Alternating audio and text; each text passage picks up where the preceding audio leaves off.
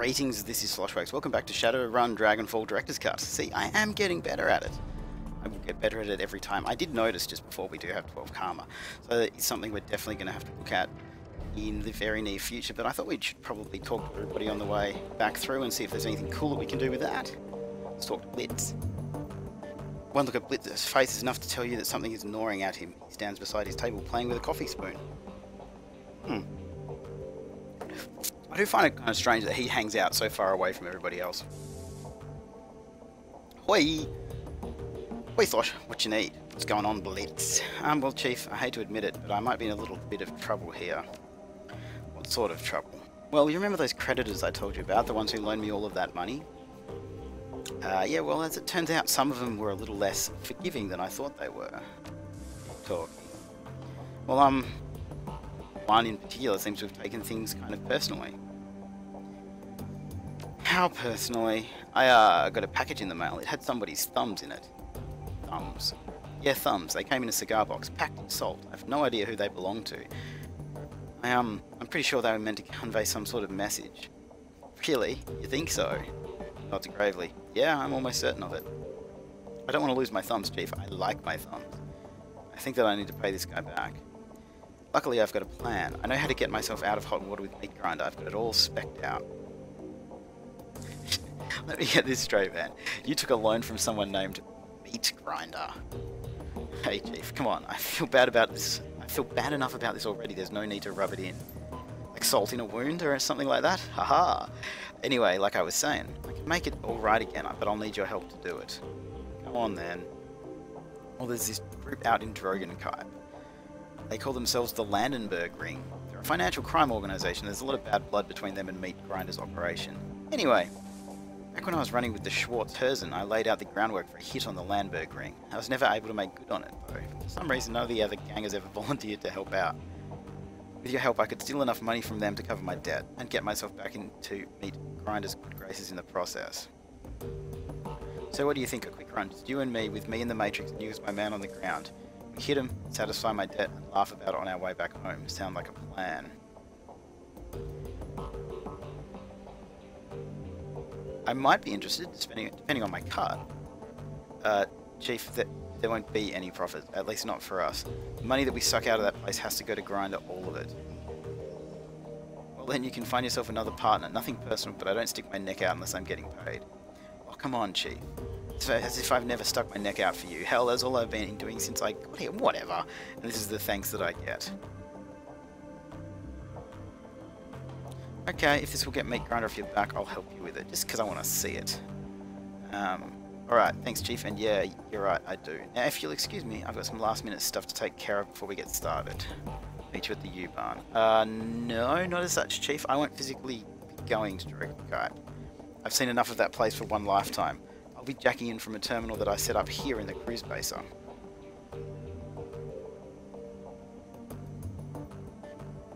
Huh, well now let's do it. Let's see if we can manage it. Have to be a bit of an adventure if nothing else. Great, okay then. Well, I guess I'll send you a comm when I get there. This dude, and he owes me some pretty big stuff. So let's go and talk to our friend here, Dante. Oh, poor Dante. Pet him. Good Dante. I like Dante. Talk to Paul. See what we can do. Amsel recalls over his shoulder at the sound of your approach. He calls. His eyes are glued to his computer's display. Slosh, Frau Mueller should be on her way. Before you go to the meeting site, I have news. He glances at you and his words trail off. Upon seeing the expression on your face, Amsel's voice becomes grave. It can wait. Tell us what happened. Bad news, my friend. Someone is hunting us. They set up an ambush on the U-Barn line. Amsel pauses, then gives a curt nod. Truth be told, I've been expecting something like that might happen. I'm just glad that you made it out alive. Let's give him the encrypted PDA. One of the attackers dropped this. Amsel takes the PDA from you and examines it. Yes, I should be able to extract some information from this. Give me a moment. He plugs the PDA into his computer and goes to work. A few moments later, he lets out a grunt of dismay. Well, Slosh, I was able to recover a file, but unfortunately that's all I'll ever be able to pull off this thing. All that anyone will, truth be told. It must have been running some kind of counter-intrusion software. The instant that I gained access, it bricked itself. Amsel disconnects the useless PDA and drops it to the ground. It clatters to a rest on the metal floor.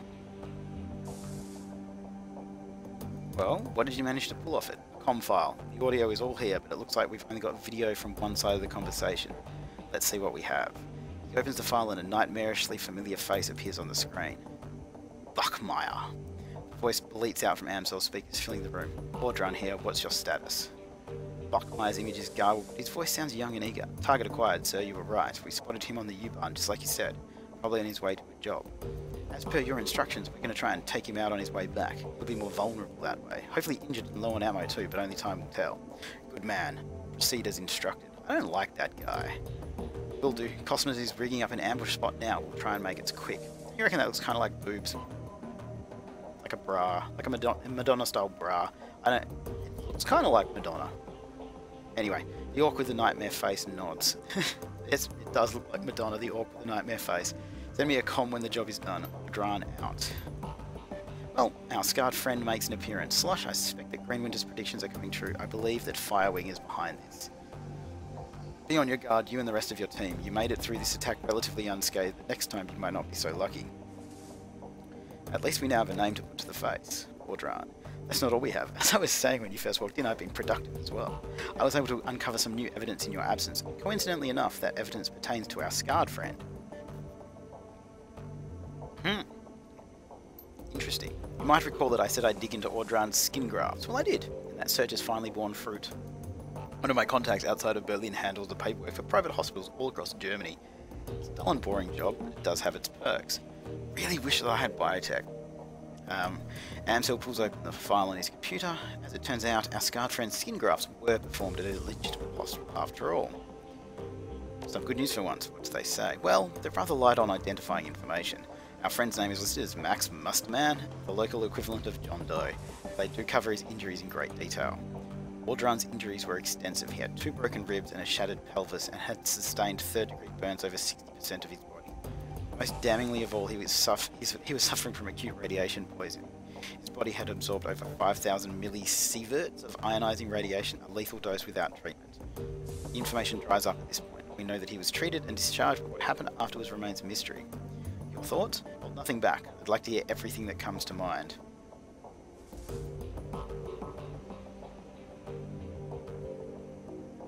I would like to say this one. Audran must have spent some time in the SOX. That radiation poisoning didn't happen on its own. Agreed, 5,000 millisieverts is a lot of exposure. Short of basking in the glow of an unshielded reactor, I don't know how he would have absorbed that much ionizing radiation without spending time in the SOX. Burns sound like Dragonfire. I don't think that Audran is working for the Firewing. I believe that he is serving her. On Greenwinter's second DVD, he mentions that there is a cult within the SOX that worships the Firewing, the Disciples of the Cleaning Fire. I believe that Audran is this cult. That's bad news. There is nothing more dangerous than a zealot. My thoughts exactly. A hireling can sometimes be bribed or reasoned with. A pawn can be liberated. I almost said prawn then, but it's pawn, not a prawn. But if the Firewing soldiers look upon her as a goddess figure, nothing short of killing her will deter them, and even that might not stop them. So it is possible that Audran is a dragon cultist. This seems to fit with much of the other information that we've uncovered. Did any other red flags jump out at you? Well, given the fact that the hospital couldn't ID him, either someone covered his tracks for him, or he was living off the grid. Indeed. If Audran were a denizen of the SOX, a glowpunk, his lack of identifying information would make sense. It's a working theory at any rate.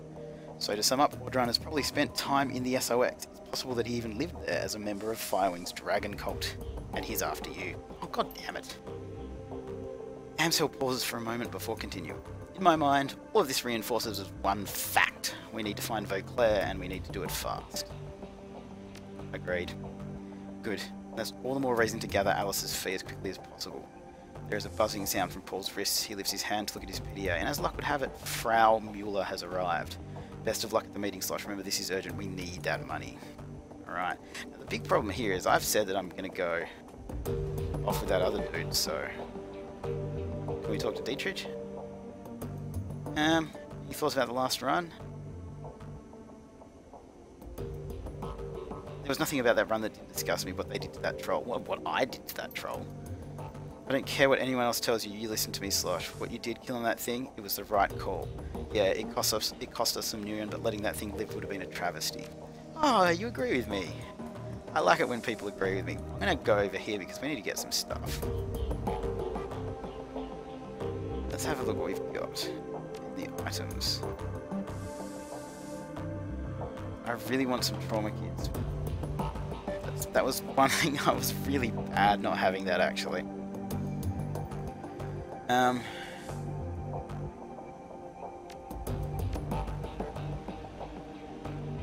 Let's take that out. Let's take another medikit, and then we might get some other stuff afterwards. Maybe we'll just do that. Take one grenade, two of them, one trauma kit. Dante can take stuff?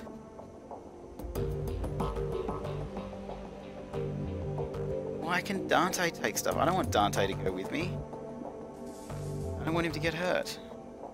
I don't want Dante. You stay there, doggy. Please, I really don't want the dog to die. I'll be devastated if the dog dies. Iga offers you a shallow nod. Do you trust me, Iga? She pauses for a moment, considering. Finally, she nods. Yeah, I do. You've earned that much. I never thought this day would come. Thought we would hate each other forever. I haven't always agreed with your decision, Slosh, but you've proven your competence. It's only fair for me to acknowledge it. Then tell me what happened to your team. This again, why do you even care? Because it's pretty clear that if you had your way, you'd still be with them, and a good leader places priority on knowing his team. She slowly nods. Alright, I'll tell you. I suppose that you deserve to know. What happened to us was Hoffman. He was a rookie. The kid of some big money corporate exec. He looked good on paper and he made it through KSK training, so he was technically qualified to join a team, but he was way too green to fit in with ours. Still, he wanted to be a hero, and his family had enough clout to get him an assignment of his choosing. I don't know how many... Pardon me. I don't know how many strings Hoffman's daddy had to pull to get him assigned to our team, but he pulled them. Hoffman became our 9th squad mate, despite Metzger's objections. Anyway, flash forward a few weeks, we were closing in on one of the Russian mob's major trafficking operations. They've been using a series of warehouses 50 miles from the border as a staging area for their convoys. Women and girls from Eastern Europe were being housed there. When the convoys came, they'd be crammed into cargo containers and hauled across the border into Germany. Go to any brothel along the border and have a look around. Chances are you'll find at least a few girls who spent some time in those warehouses.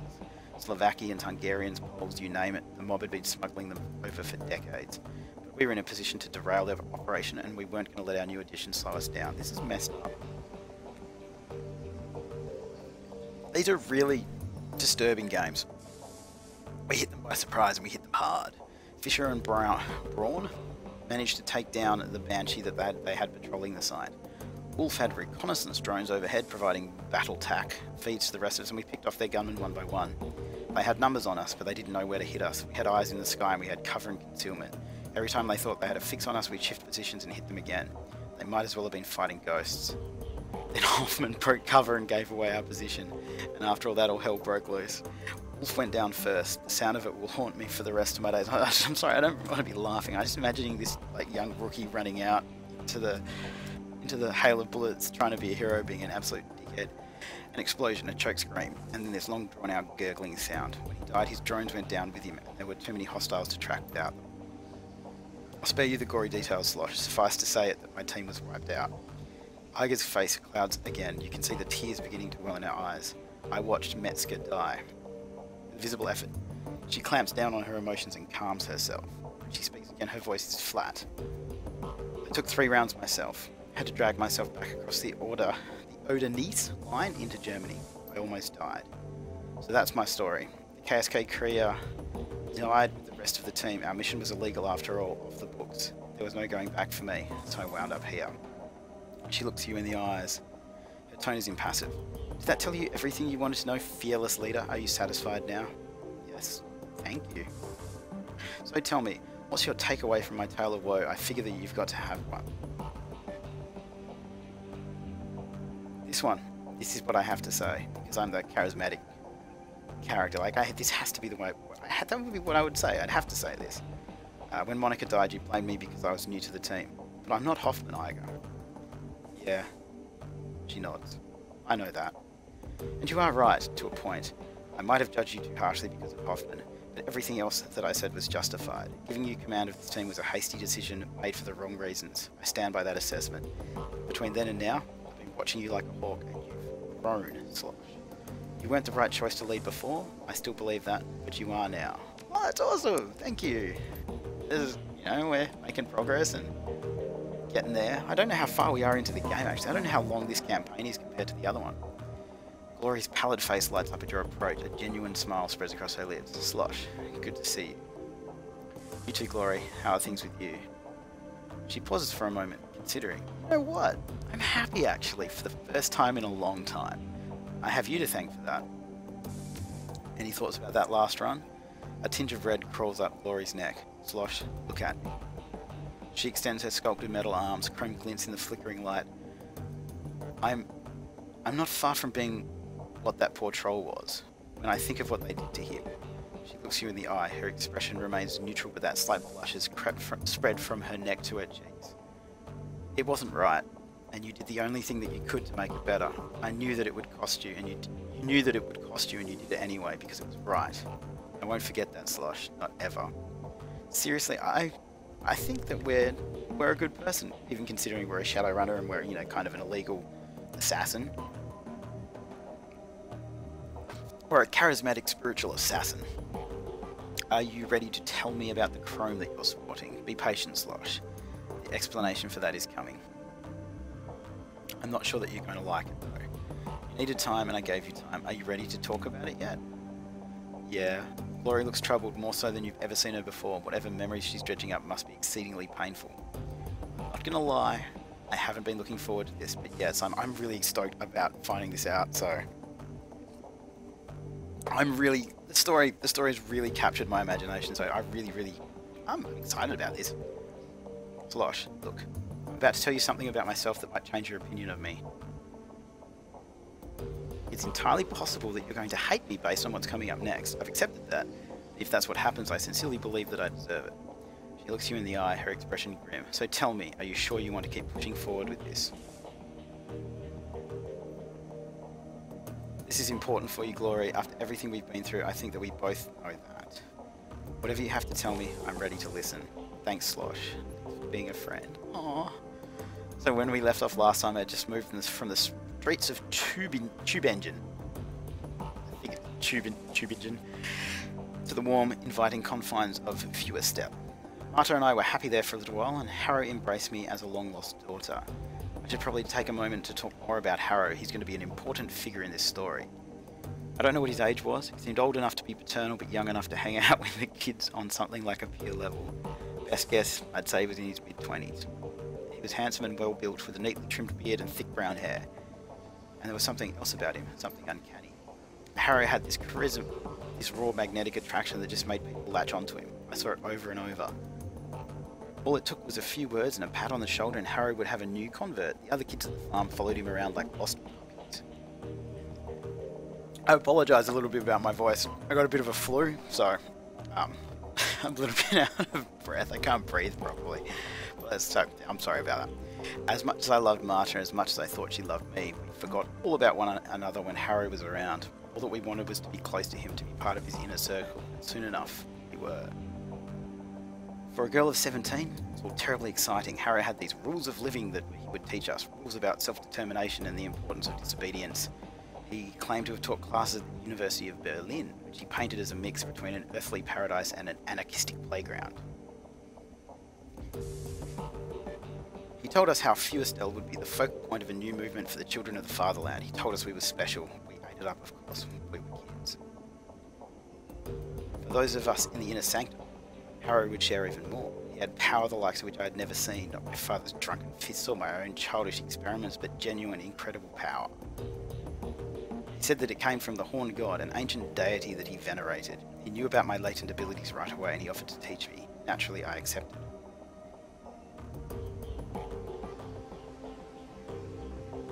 Okay, what should we say here? Well, I'm a shaman, alright? So I'm a magic user, so this is exactly what my guy would say. Can't say I blame you. In your position, I would have done exactly the same thing. That's comforting to hear. I'm glad to know that someone as competent as you would make as abysmal a mess of his life as I did. Aww. Hang with me, Slosh, rough waters ahead. So I became Harrow's apprentice. He taught me to channel magic and summon spirits. He taught me rituals and pagan traditions, Machiavellian philosophy and Nietzschean ethics. Above all, he taught me to connect with his horned god. Through it all, I learned power and arrogance, and it was all downhill from there. For the next few years, I lived at Feuerstelle as Harrow's enforcer and right-hand girl. I was also his sometimes wife and concubine. But that was a distinction that I shared with all of the girls in the commune, including my beloved Marta. I came to learn that she'd been in his long before she met me, but by that point, I didn't care. I'd embraced the rules of living. I was Harrow's creature through and through. I didn't ask questions, I walked the path that was in front of me. Other fun facts about those years, I learned cruelty. I had power now, and my new idol encouraged me to use it. Harrow did the same. Any children who didn't pull their weight were subjected to my tender mercies, and I was anything but tender. I took what I wanted rather than asking for it. I liked it. It was fun. I also came to learn that Harrow's horned god was not the icon first worshipped by throwback cults across Germany. It was certainly a god with horns, but it came from an altogether different tradition. Care to hazard a guess? I want to hear you say it. Satan, Lucifer, Old Scratch. I've never heard of Satan referred to as Old Scratch. In the magically active community, we refer to it as the adversary. Whatever you choose to call it, it's every bit as bad as it sounds. So my idol, the ancient deity that was feeding me my power, was the antithesis of everything that is right and good. You know what? I didn't care. In our time together, Harrow and I committed more atrocities than I could count. At this point, I was onto all of his tricks. I knew that Feuerstelle was nothing more than a honey trap, carefully designed to lure local children into my master's clutches. I knew that the kids who seemed resistant to Harrow's brainwashing techniques wound up fertilizing the garden. Jesus Christ. I knew that Harrow's entire manifesto was bullshit, and I knew that through it all, Harrow and the adversary were laughing, because I was laughing right there beside them. I don't want to pin the blame for my decisions on anyone but me. That said, I would like to posit that my father's connection to the Kreuzritters might have helped play into my willingness to serve the adversary. In my warped, indoctrinated little brain, I equated the church with evil, so the opposite of that, I figured, had to be, well, if not good, then at least not totally bad, but I was kidding myself, of course. My new deity was the very definition of bad. Serving it made me bad. End of story.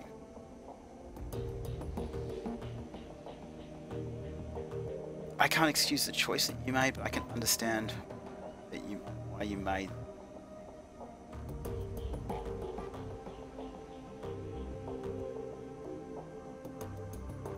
I'm actually going to say that one, because people who end up in cults are the vulnerable, they're the damaged, they're the lost. That's how Charles Manson got his family. That's how people end up in cults. They're looking for someone to tell them they're special, and it's the people who take advantage of them that are at fault. So I actually do agree with this.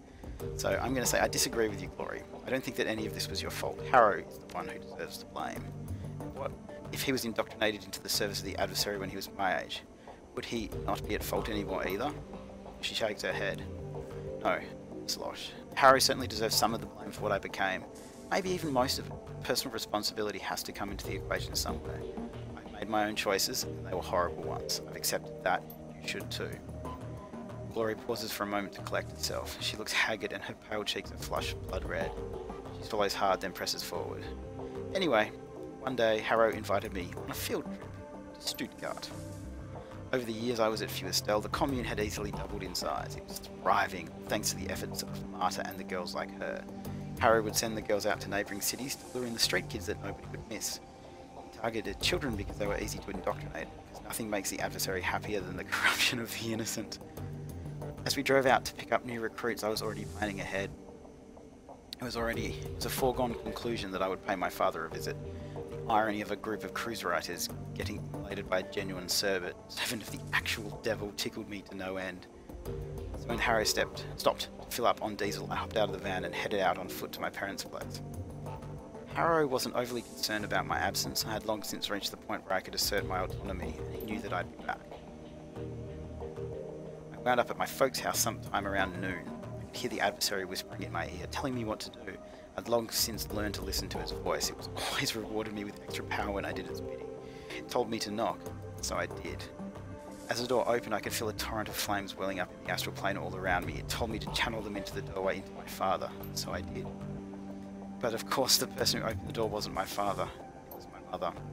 As I watched her flesh blacken and melt, as I heard her scream and I broke into hysterics, I heard the adversary laugh, and at that moment I realised that it was laughing at me. I'm so sorry. Glory nods, a grim expression on a delicate face. This is messed up, man. This is messed up stuff. Thanks. We're almost to the end now. Thanks for sticking with it. The people who wrote this, you guys, this is a really well written and well put together game. It was like a lever had been pulled. All at once the bubble popped. I wasn't a powerful servant of the adversary. I was not Harry's #1 girl. I was a ridiculous little fool who'd willingly tied her soul to the worst thing in existence. Realising all of this was one thing, actually fixing it was something else entirely. I knew that I had to get away from Harrow. That was the first thing to do. So I bit my lip and did my best to ignore the happy babble of the new recruits on the trip back to Feuerschwinge, and I managed to get through the ride without screaming. It's just... Jesus. Okay. Once we were back at the commune, I broke into Harry's safe, I stole all of the commune's resources, and I ran. I don't know whether when Harrow realised what I'd done or whether he even cared. All I know is that nobody came after me, so I kept running and running until I got to Berlin. Getting past the wall was fairly simple. You know how easy it is to obtain falsified papers. The biggest obstacle that I faced during my flight was the adversary itself. I could run from Harrow, but how do you run from something that's tied to your own soul? Oh God, Glory. The haunted look in Glory's eyes is heartbreaking. She gives you another curt nod. Man, I feel for this girl. I walked into the office of the first street doc I could find, pointed at all of the biggest, bulkiest pieces of cyberware that he had on display and told him to put them into me. He tried to upsell me on better merchandise, arguing that what I was asking for was old and inefficient, better suited to be installed in a museum than in a body. He told me that I'd be shredding my essence, and that once it was gone I'd never be able to get it back. I stuck to my guns. After all, shredding my essence was the whole point. Glory looks up at you, her eyes are sunken and hollow, and the aura of loss about is palpable. She looks like a woman who has been through hell. That's all for now, Slosh. You've heard the tale. You know why I am the way I am. You know the things I've done and how much I have to atone for. If you still want my company, fine. If I've lost your friendship, I understand that too. For now, I need to be alone. Holy shit.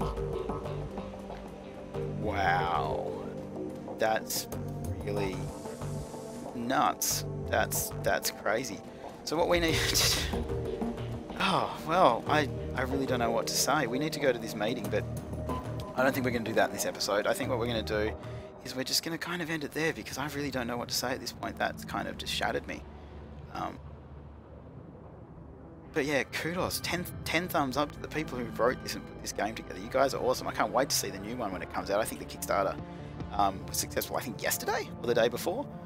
So if the writing's anywhere as good as this, I cannot wait to see that.